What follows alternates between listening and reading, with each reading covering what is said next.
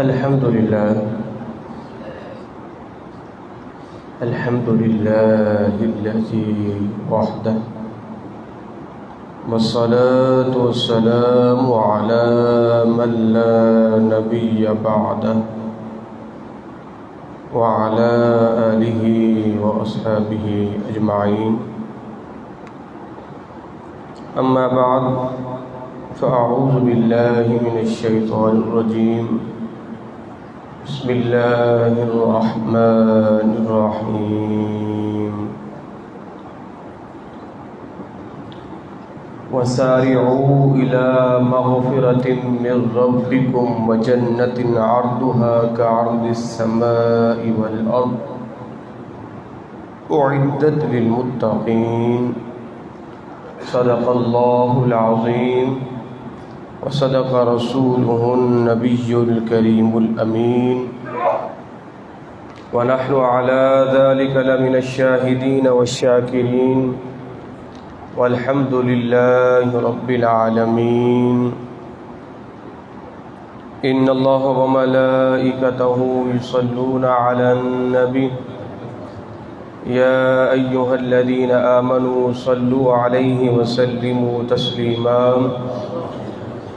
اللهم صل على النبي الأمي وآله وأصحابه صلى الله عليه وسلم صلاة وسلاما عليك يا سيدي يا سيدي يا رسول الله. الصلاة والسلام عليك يا سيدي يا حبيب الله.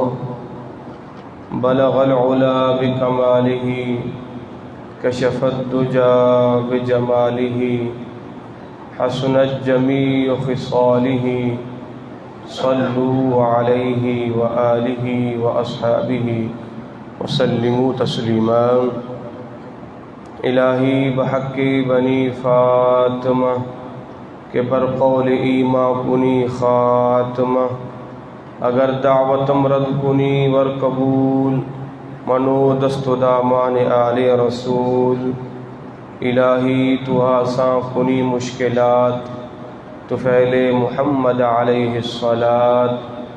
امداد کن از بندہ غم آزاد کن. در دین دنیا شاد کن یا غوث اعظم دستگیر. حمد و ثنا کے بعد محترم و محتشم عزیزان گرامی قدر، اللہ رب العزت قرآن پاک میں ارشاد فرماتا ہے وَسَارِعُوا إِلَى مَغْفِرَةٍ مِّن رَّبِّكُمْ. تم دوڑو اپنے رب کی مغفرت کی طرف اور اس کی جنت جس کی چوڑائی زمین اور آسمان کے برابر ہے. اعدت للمتقین، جسے اللہ رب العزت نے متقین کے لیے تیار فرمایا ہے. اللہ رب العزت ایک اور جگہ ارشاد فرماتا ہے فاستبقوا الخیرات، نیکی کے کاموں میں جلدی کیا کرو. اللہ رب العزت قرآن پاک میں ایک اور جگہ ارشاد فرماتا ہے کل نفس ذائقۃ الموت، ہر جان کو موت کا ذائقہ چکھنا ہے. وَإِنَّمَا تُوَفَّوْنَ أُجُورَكُمْ يَوْمَ الْقِيَامَةِ، اللہ تمہیں تمہارے اعمال کا پورا اجر دے گا. فَمَنْ زُحْزِحَ عَنِ النَّارِ، اور جو بندہ آگ میں گرنے سے بچ گیا. وَأُدْخِلَ الْجَنَّةَ، اور وہ جنت میں داخل ہو گیا. فَقَدْ فَازَ، تو وہ تو ہو گیا کامیاب. وَمَا الْحَيَاةُ الدُّنْيَا إِلَّا مَتَاعُ الْغُرُورِ، اور نہیں ہے دنیا کی زندگی مگر ایک دھوکے کا سامان. میرے بھائیوں، میرے نوجوان ساتھیوں، میرے بزرگ نمازیوں، صاحبوں، جدائی کی گھڑیاں آن پہنچی ہیں، مہمان ہم سے رخصت ہونے کو ہے، اور میزبان کہتے ہیں ابھی تو ہماری آنکھیں آپ کے دیدار سے بھری ہی نہیں ہیں اور آپ جانے کی بات کرتے ہیں۔ تو مہمان کہتے ہیں ہم تو چل دیے آئے تھے آپ کی مہمان نوازی میں، میزبانی میں، ہم پھر آئیں گے اور ہو سکتا ہے ہم آپ کو پھر نہ پائیں۔ تو وہ آنے والا مہمان بڑی سعادتیں، بڑی برکتیں لایا تھا، اور مہمانوں کا یہ اصول ہوتا ہے اگر کسی کے ہاں جائیں تو وہ کچھ نہ کچھ اپنے ہاں کی سوغات لے کے جاتے ہیں۔ اگر آپ کے پاس کوئی پنجاب سے آئے تو پنجاب کی کوئی مشہور سوغات لے کے آئے گا، جی۔ اگر آپ کے پاس کوئی پشاور کی طرف سے آئے تو وہاں کی مشہور سوغات لے کے آئے گا، ٹھیک ہے جی۔ تو ہر مہمان جو ہے جب کسی کے ہاں جاتا ہے تو کچھ نہ کچھ لے کے جاتا ہے کہ جس سے صاحب خانہ کو خوشی ہوتی ہے۔ ہاں، تو یہ مہمان بھی ہمارے پاس بہت کچھ لایا تھا، اور اتنا کچھ لایا تھا کہ اگر ہم حقیقی معنی میں ان چیزوں سے خوش ہوتے تو ہم تو تادم حیات بھی خوشی سے پھولے نہ سماتے، مگر ہم میں سے چند ناقدر لوگ، بے قدر لوگ، جنہوں نے اس ماہ مقدس کی قدر نہیں کی، اس کی تعظیم نہیں کی، تو جب یہ مہمان چلا جائے گا اور پھر ان سے کہا جائے گا خدا کے بندو وہ بڑی شانوں والا آیا تھا، تم نے اس سے کچھ لیا نہیں ہے، وہ تو نوازنے پہ آتا ہے تو خوب نوازتا ہے، تم نے اس سے کچھ لیا نہیں ہے، کہ نہیں، او ہو مجھے پہلے پتہ ہوتا۔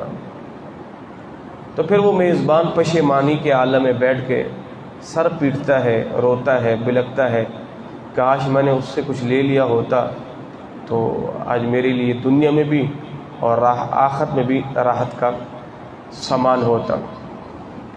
تو صاحبو، زندگی بڑی مختصر ہے۔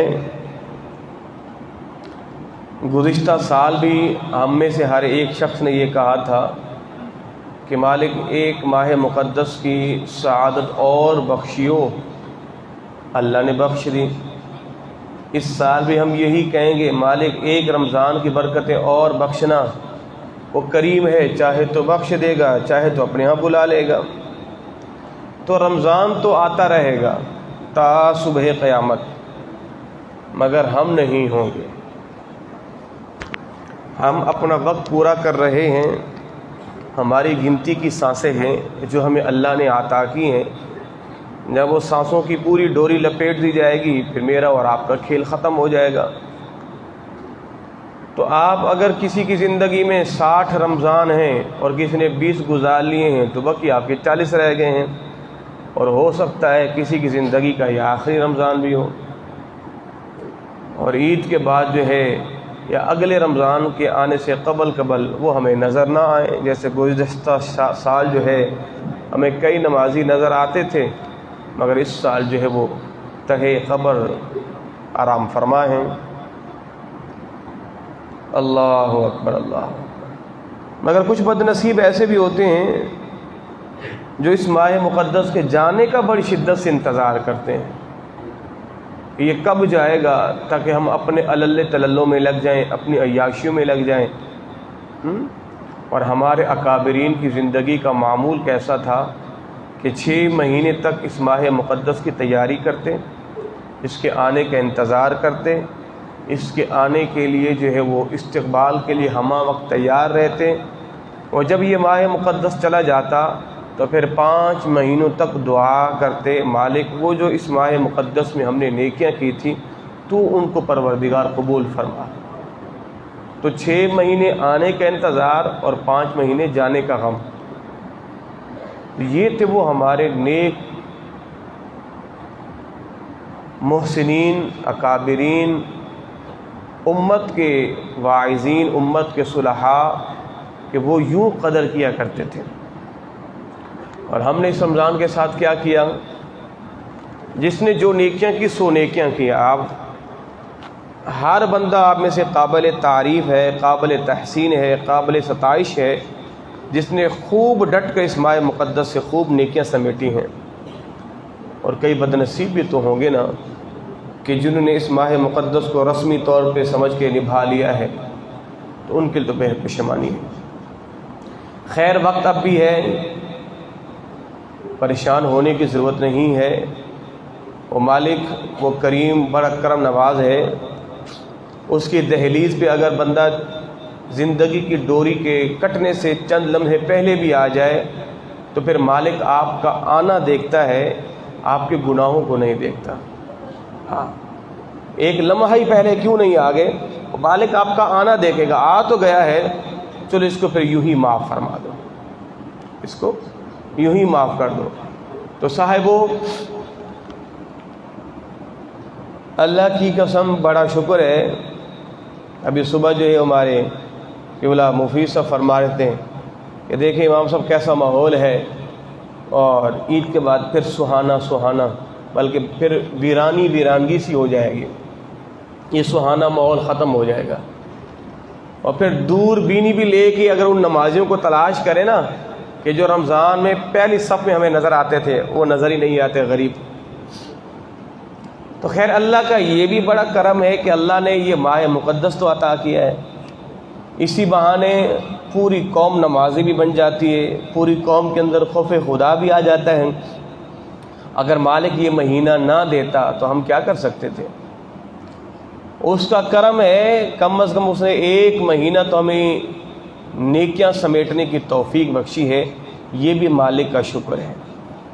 تو 11 مہینے آپ لڑو شیطان کے ساتھ، 1 مہینے اس نے کرم کر دیا ہے، اس کو پابند سلاسل کر دیا ہے، تو 11 مہینے آپ بھی تو آؤ میدانوں میں، آپ بھی تو کوششیں کرو۔ تو یہ آپ کو ایک موقع دیا گیا ہے، آگے دیکھو رمضان میں اگر یوں عبادت کر رہے ہو، آپ کو لطف آ رہا ہے، اگر آپ بقیہ 11 مہینوں میں عبادتیں کرو، اللہ آپ کو اس سے بھی کئی گنا زیادہ لطف عطا فرمائے گا۔ یہ آپ کو دکھایا گیا ہے کہ دیکھیں رمضان میں آپ کی نماز پڑھنا ممکن ہے، روزہ رکھ کر نماز فجر کے لیے آنا ممکن ہے، اور روزہ رکھ کر کام پر جانا بھی ممکن ہے، اور کام سے آ کر نماز پڑھنا بھی ممکن ہے، رات کو کم سونا، صبح کو نمازیں، ذکر و اذکار، یہ سارے ممکنات میں سے ہیں نا۔ تو فرمایا خدا کے بندو، جب یہ ممکن ہے تو پھر 11 مہینے ناممکن کیوں ہیں؟ 11 مہینے ناممکن کیوں ہیں؟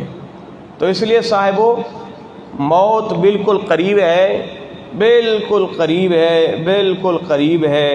اس کے لیے لفظ قریب سے بھی کوئی اور لفظ نہیں ہے کہ میں جو وہ کہوں کہ آپ سمجھ جائیں کہ موت ہمارے اتنے قریب ہے، بالکل قریب ہے، بالکل۔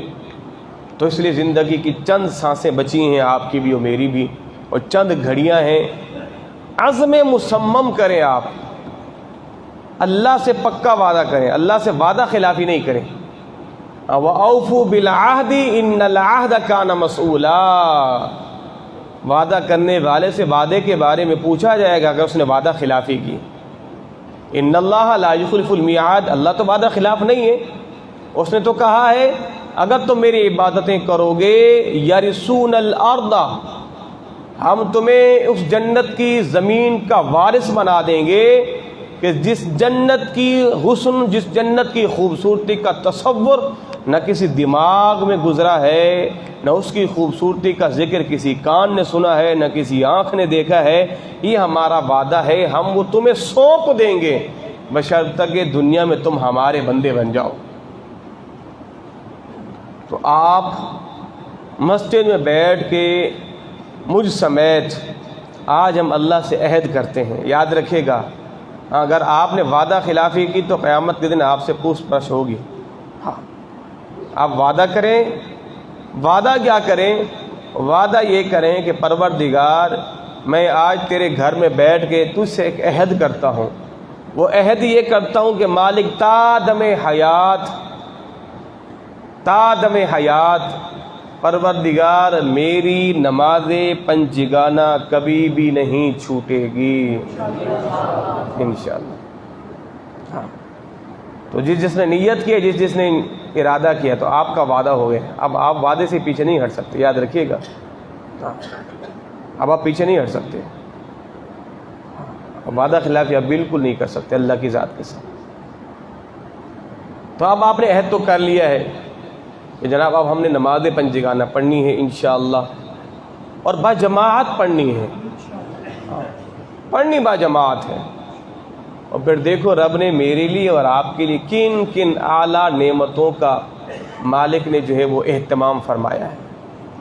اللہ رب العزت ارشاد فرماتا ہے کہ جو بندہ صبح کو مسجد میں آتا ہے اور جو بندہ شام کو مسجد میں آتا ہے، اللہ نے اس کے لیے جنت میں مہمان نوازی کا سامان تیار کیا ہوا ہے. مہمان نوازی کا سامان. اب اللہ کی مہمان نوازی کیسی ہوگی؟ اس نے کیا کیا ہمارے لیے تیار کیے رکھا ہے. ہماری خدمت کے لیے مالک نے کتنے خدام جنت کو تیار کیے رکھا ہے. یہ کس کے لیے ہے؟ آپ کے لیے اور میرے لیے ہے نا. بس رب کا تقاضا کیا ہے ہم سے؟ رب چاہتا کیا ہے؟ میرے ہو تو پھر میرے ہی بن کے دکھاؤ. بھائی دل کے اندر کسی ایک کو بسایا جاتا ہے اور ہر ایک کو دل میں جگہ نہیں دی جاتی. آپ کہو کہ جناب میرا دل ہے، ایسا تھوڑی ہے کہ جس کو میں چاہوں دل میں بٹھا لوں. تو دل میں کسی کو بٹھایا جاتا ہے. اور یہ جو بندہ مومن کا دل ہے، یہ رب کی رحمتوں کا مرکز ہے. یہ رب کی رحمتوں کا مرکز ہے. یہاں رب کی تجلیات کا نزول ہوتا ہے. تو آپ اپنے دل میں اللہ کی محبت کو بٹھا لیجئے، من اندر سے خالی کر دیں. جناب بس اس کے اندر اگر محبت ہے اللہ کی ذات کی ہے، اس کے علاوہ کسی کی نہیں ہے، کسی کی نہیں ہے. تو کل نفس ذائقۃ الموت، موت کا ذائقہ آپ نے چکھنا ہے، ہر حال میں چکھنا ہے، چاہیں یا نہ چاہیں. آپ کو اٹھا کے چارپائی پہ پھینکا جائے گا. غسال آپ کو بڑی تیزی کے ساتھ پانی کے چھینٹے مار کے آپ کو غسل بھی دے گا. بڑی تیزی سے آپ کو کفن بھی پہنایا جائے گا، اور پھر بڑی تیزی کے ساتھ لے کر آپ کو قبر کی آغوش میں ڈالا بھی جائے گا. اور پھر قبر پہ مٹی پھینک کے سارے دبے قدم واپس بھی دوڑیں گے، کہیں گے جناب بس اس کا کھیل ختم ہو گیا، اب ہم نے اپنی زندگی گزارنی ہے. آپ کا بھائی ہو، آپ کا باپ ہو، آپ کی تدفین میں تاخیر تو نہیں کریں گے. کوئی باپ یہ تو نہیں کہے گا یہ میرا بیٹا میری آنکھوں کا تارا تھا، اس کے بغیر میرا نوالا حلق سے نہیں اترتا تھا، نہیں اس کی میت کو سامنے رکھو، اب اس کے بغیر میرا گزارا نہیں ہے، نہیں میں نے اس کا چہرہ دیکھ دیکھ کر اپنی زندگی کے شب و روز گزارنے. کوئی ایسے تھوڑی کہتا ہے. تو جاؤ بھائی، اب یہ میت ہو گئی ہے، اب یہ بیٹا بھی نہیں رہا. کبھی کسی باپ کو دیکھا ہے اس نے کہا چلو بھی میرے بیٹے کو اٹھاؤ، کسی بھائی نے کہا میرے بھائی کو اٹھاؤ. کیا کہتے ہیں؟ میت کو اٹھاؤ، چارپائی کو اٹھاؤ، جنازے کو، میت کو غسل دو. کوئی کہتا ہے کہ میرے بھائی کو غسل دو، میرے بھائی کو اٹھاؤ، میرے بھائی کو قبر میں ایسا رکھو. کہتے نہیں نہیں جناب میت کو ذرا سائڈ سے رکھو، خیال سے رکھو، اس کا منہ ادھر کرو، اس کا منہ ادھر کرو. آپ مرے کیا؟ آپ کا رشتہ ہی ختم ہو گیا. اب بھائی سے میت ہو گیا، باپ سے میت ہو گئے، بیٹے سے میت ہو گئے، ماں سے میت ہو گئے، بیٹی سے میت ہو گئی. مرتے ہی آپ کے ساتھ تعلق ختم. مگر آپ کے ساتھ آپ کے اعمال صالحہ کا تعلق تا صبح قیامت رہے گا. نماز آپ کے ساتھ آپ کا تعلق ختم نہیں کرے گی، نیکیوں کا آپ کے ساتھ تعلق آپ کا ختم نہیں ہوگا، قرآن کی تلاوت کا تعلق آپ کے ساتھ ختم نہیں ہوگا. کہیں گے مالک اس نے ہمیں سردیوں میں نہیں چھوڑا، اس نے ہمیں گرمیوں میں نہیں چھوڑا، اس نے تپتی دھوپ میں نہیں چھوڑا، اس نے برستی جو ہے وہ برساتوں میں نہیں چھوڑا، اس نے جو ہے وہ یخ بخت ٹھنڈی ہواؤں میں نہیں چھوڑا، اندھیری راتوں میں نہیں چھوڑا. بھلا قبر کی اندھیری رات میں اس کو چھوڑ دوں؟ نہیں، یہ نہیں ہو سکتا، یہ نہیں ہو سکتا. تو نماز آپ کا قبر میں بھی ساتھ دے گی. میرے مصطفیٰ نے فرمایا کہ سورۃ بقرہ، سورۃ آل عمران کی تلاوت کرنے والا وہ نوجوان کہ جس نے مسلسل ان دو صورتوں سے محبت کی ہوگی، تلاوت کی ہوگی، قیامت کے دن پڑھنے والا پیچھے ہوگا، یہ دو صورتیں آگے آگے دوڑ لگاتی ہوئی اللہ کی بارگاہ میں آئیں گی، پروردگار یہ جو بندہ آ رہا ہے پروردگار تو اس کی بخشش فرما دے۔ آپ بعد میں پہنچیں گے رب کی بارگاہ میں، قرآن کی صورتیں پہلے پہنچ جائیں گی، مالک اس کی بخشش فرما دے کہ جس نے ہماری تلاوت کی ہے۔ اور روزہ رکھنے والے، نماز تراویح پڑھنے والے، قرآن اللہ کی بارگاہ میں جا کے جھگڑا کرے گا، روزہ بھی جا کے اللہ کی بارگاہ میں جھگڑا کرے گا، مالک یہ جو بندہ آ رہا ہے اس کو میں نے کھانے پینے سے روکا، قرآن کہے گا میں نے اس کو سونے سے روکا، میں نے اس کو کھڑا کیے رکھا تیری بارگاہ میں، اور پروردگار یہ میری تلاوت کرتا رہا۔ آج ہم دونوں تیری بارگاہ میں پروردگار اس بندے کے لیے شفاعت کرتے ہیں، تو اس کی بخشش فرما، اور پھر اللہ بخشش فرما دے گا۔ قرآن سے محبت کیا کی؟ قرآن نے تو آپ سے وفا کا دم بھر لیا ہے قیامت کے دن تک کے لیے۔ نماز سے آپ نے محبت کیا کی؟ نماز نے وفا کا دم بھر لیا ہے آپ سے۔ نماز تراویح آپ نے کیا محبت کی؟ نماز تراویح نے وفا کا دم بھر لیا ہے، میں نہیں چھوڑوں گا اس بندے کو، اس نے جب مجھے نہیں چھوڑا میں کیوں چھوڑوں اس کو؟ وفا کرنا تو قرآن سے سیکھو، وفا کرنا نماز سے سیکھو، وفا کرنا نماز تراویح سے سیکھو، تو ان سے وفا کرو کہ جو ادھر بھی کام آئیں گی قبر میں بھی کام آئیں گی۔ بے وفا دنیا سے آپ وفا کی امید لگا کے بیٹھے ہیں، یہ بھلا آپ سے مجھ سے کیا وفا کرے گی؟ اللہ اکبر۔ تو اللہ رب العزت نے یہ ہمیں ماہ مقدس عطا کیا، اب یہ جانے لگا ہے اور یہ جاتے جاتے اپنی برکتیں لٹا رہا ہے۔ اب بھی وقت ہے کہ جس کے اندر نوافل فرائض کے برابر اور فرائض 70 فرائض کے ثواب اللہ ثواب عطا فرما رہا ہے۔ رمضان کی ابتدا ہوتی ہے، نمازیوں کا ہجوم ہوتا ہے، مسجدیں جھوم جاتی ہیں، خوشی سے جو ہے وہ جھوم رہی ہوتی ہیں، پھر نہ جانے کیا ہوتا ہے، وہ تعداد کم ہوتے ہوتے تھوڑی رہ جاتی ہے، اور پھر یقین کرے وہ دن تو بڑا رونے والا ہوتا ہے۔ بخدا نماز مغرب لوگ پڑھتے ہیں اور اگر چاند نظر آ جائے، یقین کرے اس دن تو نمازی سارے غائب، سب چلے گئے، ڈھونڈو بھائی ڈھونڈو کدھر چلے گئے؟ وہ جی چلے گئے۔ اب وہی گنتی کی 3 صفحے 4 صفحے 5 صفحے نماز عشاء میں ہوتی ہیں، سارے کے سارے گئے۔ نماز فجر میں وہی 2 صفحے ہوتی ہیں، سارے کے سارے گئے۔ مسجد میں کہتی ہیں او مولوی صاحب بس تو بچہ ہے یا میں بچہ ہوں یا ہمارے گنتی کے بابے بچے ہیں، وہ سارے چھوڑ کے ہمیں چلے گئے ہیں، اب 11 مہینے ہم نے اپنے اکیلے ہی گزارنا ہے۔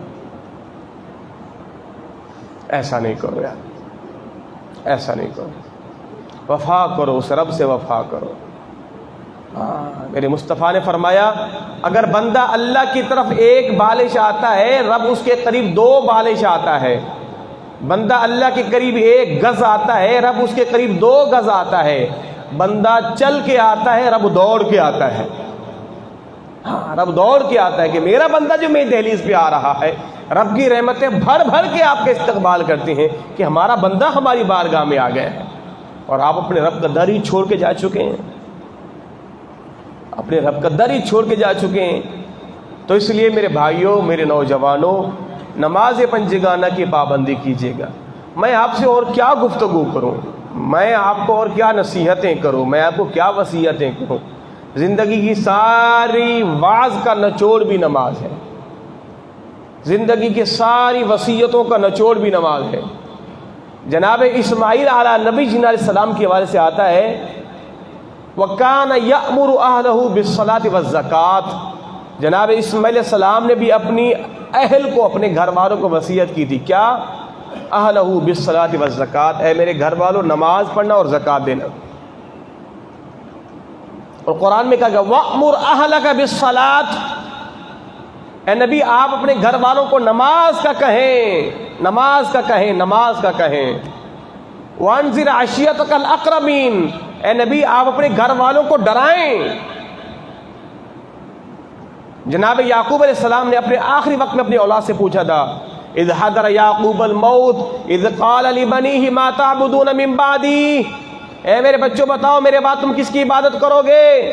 قالوا نعبد الہک و الہ آبائک ابراہیم و اسماعیل و اسحاق الہ واحد، ہم اس رب کی عبادت کریں گے جو آپ کا رب ہے، جناب ابراہیم کا رب ہے، جناب اسماعیل کا رب ہے، جناب اسحاق کا رب ہے، الہ واحد، جو ایک ہی معبود ہے، ونحن لہ مسلمون، ہم اسی کے لیے گردن جھکائیں گے،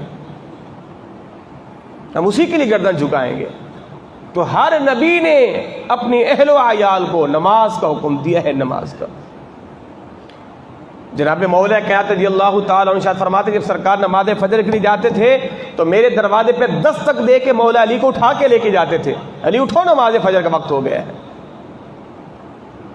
جب رمضان کی طاق راتیں آتی تھی اور میرے مصطفیٰ رمضان کے دوسرے عشرے کے آخر میں اپنے گھر والوں کو کہتے اٹھو بیدار ہو جاؤ، وہ مقدس راتوں کو تلاش کرو جو اللہ نے لیلۃ القدر کی رات طاق راتوں میں رکھی ہے، اٹھو اس رات کو تلاش کرو۔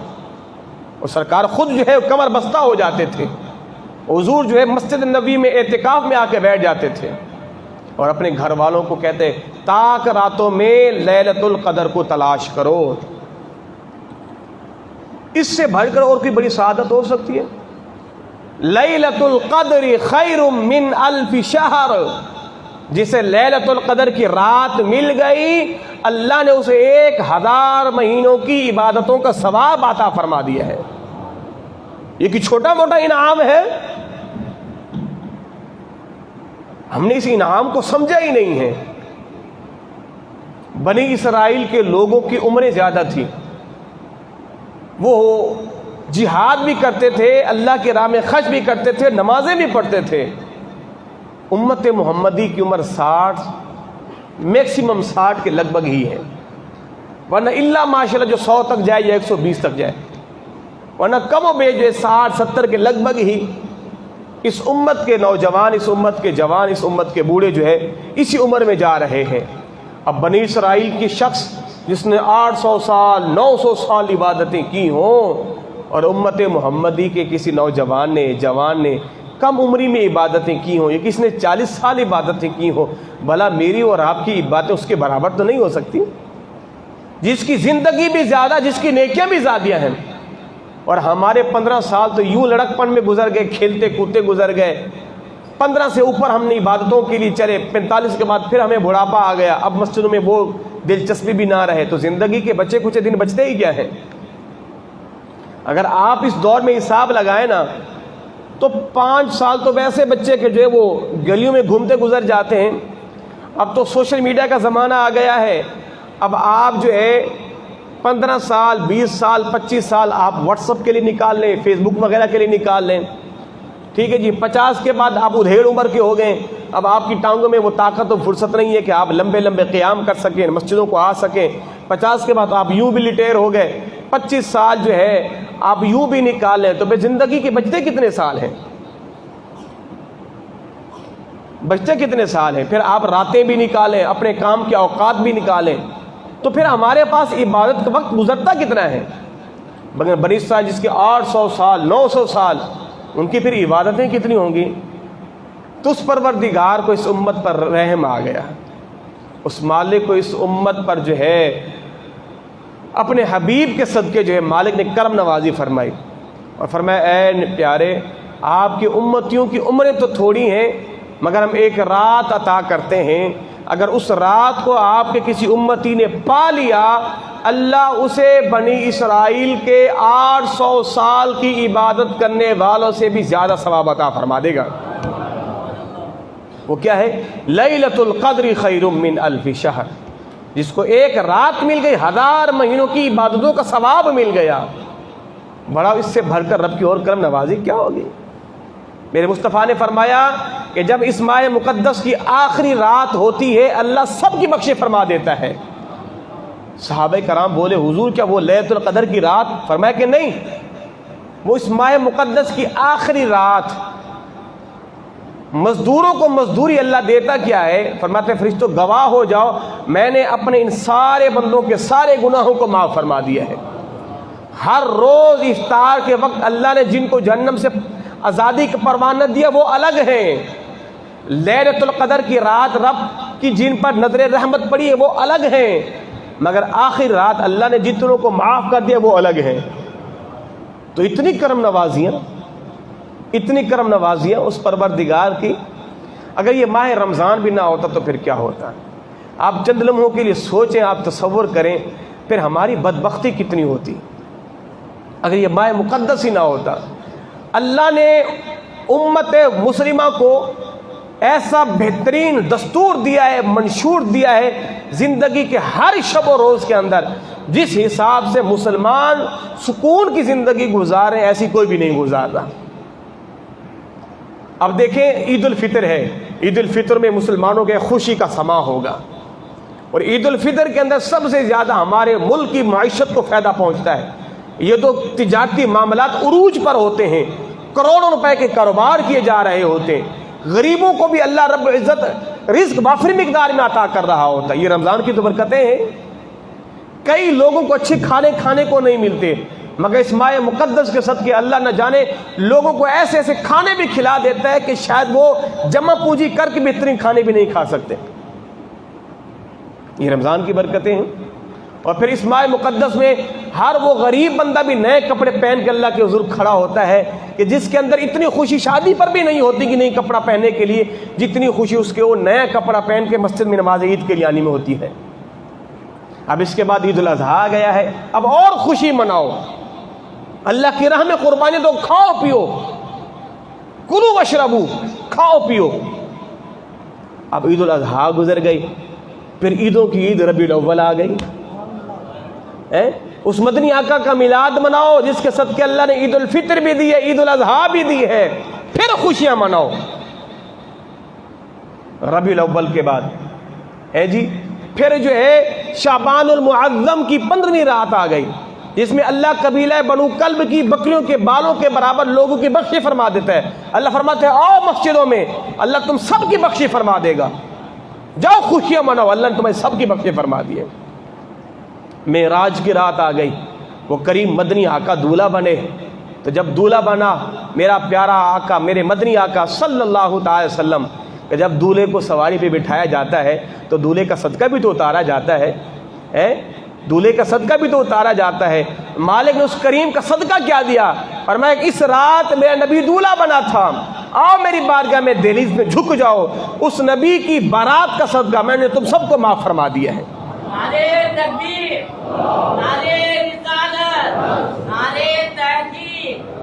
تو خوشیاں ہی خوشیاں مناؤ، خوشیاں ہی خوشیاں مناؤ.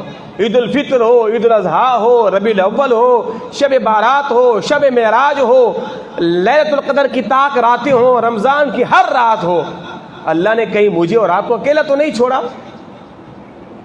مالک نے وہ بہانے تلاش کر کر کے دیے جس سے میں رب کے قریب آتا ہوں، میں رب کے قریب آتا ہوں. فرمایا خدا کے بندے چل اگر تو شب بارات میں نہیں آیا تو شب معراج میں آ جا، شب معراج میں نہیں تو رمضان میں آ جا، رمضان میں نہیں عید الفطر کی رات کو توبہ کر لو، عید الاضحیٰ کی رات کو توبہ کر لو، میلاد والے کی میلاد کا صدقہ رب سے توبہ کی تو جو ہے وہ التجا کر لو. آؤ تو صحیح نا ہماری دہلیز پہ، ہر وقت ہماری دہلیز کے دروازے کھلے ہوئے ہیں. میرے مصطفیٰ نے فرمایا چلتے پھرتے جنت کے پھلوں میں سے کچھ پھل بھی کھا لیا کرو. حضور کیسے کھائیں؟ فرمایا کہ جب بھی اللہ کے گھروں کے پاس سے تمہارا گزر ہو سبحان اللہ پڑھ لیا کرو، اللہ تمہیں جنت کے پھلوں کے کھانے کا مزہ عطا فرما دے گا. وہ کریم کی طرف پیار کرم نواز ہے. جناب موسیٰ علیہ نبی جنا کے دور میں آپ نے دعا کی پروردگار بنی اسرائیل بڑے کم بخت ہیں، بڑے ڈیٹ ہیں، تیری دہلیز پہ آتے نہیں ہے، تو نے فرعون سے نجات دی مگر پھر بھی تیری دہلیز پہ آتے نہیں ہے. پروردگار سب کو برباد کر دے، ان سب کو نیست و نابود کر دے. فرمایا پیارے ایسا تو نہیں ہوتا. اے کلیم جاؤ فلاں کمہار کے پاس مٹی کے برتن بناتا ہے، جاؤ اس کو کہو یہ سارے مٹی کے برتن، یہ مٹکے، یہ مشکیزیں اٹھا کے توڑ دو. اللہ کے کلیم گئے، فرمایا خدا کے سارے مٹکے توڑ دے. کہ اللہ کے پیارے اللہ کے کریم کیسی بات کرتے ہیں، ان مٹکوں کو بنانے میں میرا وقت لگا ہے، چکنی مٹی تلاش کر کے آیا ہوں، پھر میں نے گارا بنایا ہے، پھر میں نے مٹکے بنائے، پھر ان کو میں نے گرم کیا ہے، پھر میں نے آگ میں پکایا ہے، پھر دھوپ پہ سکھایا ہے، پھر اس میں نقش و نگاری کی ہے، اب تیار ہوں، اب بھلا ایک مکہ مار کے توڑ دوں؟ نہیں اللہ کے کلیم ایسا تو نہیں ہو سکتا. اور میں سناؤ کلیم کیا کہا میرے بندے نے؟ کہا مالک وہ تو توڑنے پہ آمادہ نہیں ہے. تو کہا پیارے ہمارا بندہ اپنے ہاتھوں سے بنائے مٹکے کے برتن جو ہے مٹی کے برتن توڑنے پر آمادہ نہیں ہے، ہم اپنے بندوں کو یوں ہی نیست و نابود کر دیں؟ نہیں ایسا نہیں. اے کلیم ہم ساری حجتیں پوری کریں گے, نبیوں کو بھیجیں گے, کتابوں کو اتاریں گے, ساری حجتیں پوری ہوں گی, اور اس کے باوجود اگر میرا کوئی بندہ نہیں آیا تو پھر ہم اسے عذاب میں گرفتار فرمائیں گے. حجتیں پوری کریں گے اے کلیم. ایسا تو نہیں ہے. رب تو اپنے بندوں سے بڑا پیار کرتا ہے, تو رب کا خوف اپنے دلوں میں پیدا کریں. رب کا خوف. بنی اسرائیل کا ایک شخص تھا, بڑا گناہگار تھا. مرنے کا وقت آیا, اپنی اولاد سے کہا جب میں مر جاؤں, مرنے کے بعد مجھے آگ لگا دینا. آگ لگانے کے بعد میری راکھ کو اٹھانا, کبھی اس طرف اس راکھ کو اڑانا, کبھی اس طرف, اور چاروں ہواؤں کے مختلف سمتوں میں میری راکھ کو اڑا دینا.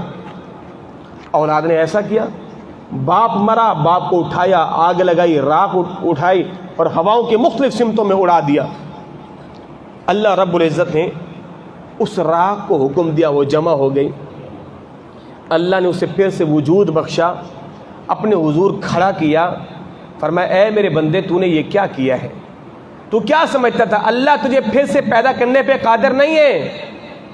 اَيَحْسَبُ الْإِنسَانُ أَن لَّن نَّجْمَعَ عِظَامَهُ, کہ وہ مالک ہڈیوں کو پھر سے زندہ نہیں کر سکتا. بلا قادرین علی ان نسوی بنانا, کیوں نہیں, وہ مالک تو ایک جیسے پورے بھی نہیں بننے دیتا, تو بھلا کہ تمہیں زندہ نہیں کر سکتا تھا؟ اور بندہ کیا کہے گا, مالک مجھے معلوم تھا تو قادر مطلق ہے, تو مجھے پھر سے زندہ کر سکتا ہے, مگر میں نے یہ سب کیوں کیا؟ تیرا خوف تھا. میں تیری دہلیز پر کبھی آیا نہیں, میں تیرا بڑا گنہگار بندہ تھا. میں نے کہا مالک تیری دہلیز, تیری بارگاہ میں کون سا منہ لے کے آؤں؟ تو میں نے کہا میں اپنے آپ کو آگ ہی لگا دیتا ہوں. مالک تیرے خوف کی وجہ سے میں نے یہ کام کیا ہے, تیرے خوف, تیرے ڈر کی وجہ سے میں نے یہ کام کیا. مالک میں ڈر گیا تھا کہ میں اپنا یہ منہ تیری بارگاہ میں لے کے آؤں. مالک میں نے اپنے آپ کو آگ لگا دی ہے. اللہ فرما گیا اے میرے فرشتوں جاؤ, میں نے اپنے اس بندے کو معاف فرما دیا. میں نے اپنے اس بندے کو, کیوں؟ اس کے اندر خوف جو پیدا ہو گیا ہے. ہمارے اندر خوف نام کی کوئی چیز نہیں ہے. ایک اعرابی بدو شخص حبشی میرے مصطفیٰ کا غلام حضور کی بارگاہ میں آیا, کلمہ پڑھ کے مسلمان ہوا, اور عرض کرتا ہے بندہ نواز ذرا یہ تو بتلائیے, میں جو زمانہ جاہلیت میں گناہ کرتا تھا تو میرا رب میرے گناہوں کو دیکھتا تھا؟ کہا بالکل دیکھتا تھا. کہا اچھا. اس نے زوردار چیخ ماری اور اپنی جان آفرین کے سپرد کر دی, کلمہ پڑھا, جان دے دی. حضور میں گناہ کرتا رہا, میرا مجھے دیکھتا رہا, مجھے ڈھیل دیتا رہا, مجھے کھلاتا رہا, مجھے پلاتا رہا. رب سے بڑا کوئی صابر تو نہیں ہے نا. میرے مصطفیٰ نے فرمایا سب سے زیادہ صبر اللہ کی ذات میں ہے. آپ کا کوئی دشمن آپ سے بغض رکھے, آپ چھوڑو گے؟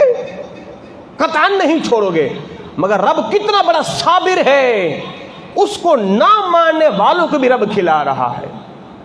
اس کے ٹکر, اس کے مقابلے میں لوگوں نے جانے جانوروں کو خدا بنا لیا, وہ رب پھر بھی تو کھلا رہا ہے. معاذ اللہ اس کے لیے اولاد ثابت کرنے والوں کو اللہ پھر بھی تو کھلا رہا ہے. اللہ کے ساتھ شرک کرنے والوں کو اللہ پھر بھی کھلا رہا ہے. تو رب سے بڑا کوئی صابر نہیں ہے. آتے نہیں ہیں, رب پھر بھی کھلاتا ہے, رب پھر بھی پلاتا ہے. تو اللہ کی جو محبت ہے بندے سے, اس کی کوئی قیمت نہیں ہے, اس کا کوئی مول نہیں ہے, اس کا کوئی حساب نہیں ہے کہ رب اپنے بندوں سے کتنا پیار کرتا ہے.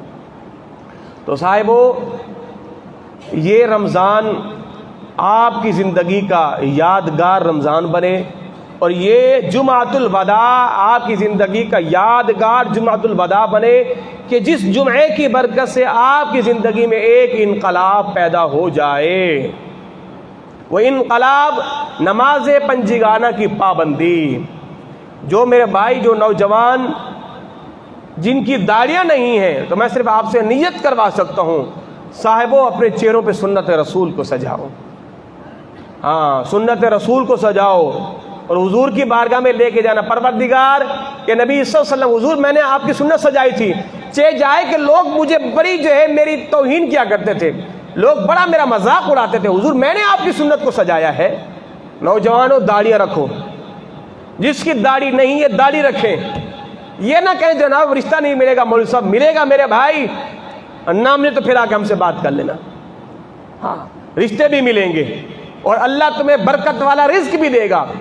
اپنے چہروں پہ داڑیاں سجاؤ، نماز پنجگانہ کی پابندی کرو، گناہوں کی جن محفلوں میں بیٹھا کرتے تھے آج کے بعد قطعاً نہیں بیٹھنا، سٹے بازی کی محفل ہو، جوے کی محفل ہو، شراب نوشی کی محفل ہو، اور نہ جانے جن گناہوں کی علل تللوں کی محفل ہو، جن محفل میں بیٹھ کے گناہ کیے جاتے ہوں، جن محفلوں میں بیٹھ کے بےہودہ لغو باتیں کی جاتی ہوں، گناہوں کے پروگرام بنائے جاتے ہوں، گناہوں پر آمادہ کیا جاتا ہو، ان سب محفلوں سے بیزار ہو کر سب سے بہترین محفل مسجد میں آئے، اللہ اللہ کرے یہی آپ کی سب سے بہترین محفل ہے۔ یوں اپنے آپ کو لوگوں سے قطع تعلق کر لے کہ جو آپ کی دوستی کے اندر وہ بگاڑ پیدا کر رہے ہیں، جو آپ کو اللہ کی دہلیز سے دور کر رہے ہیں۔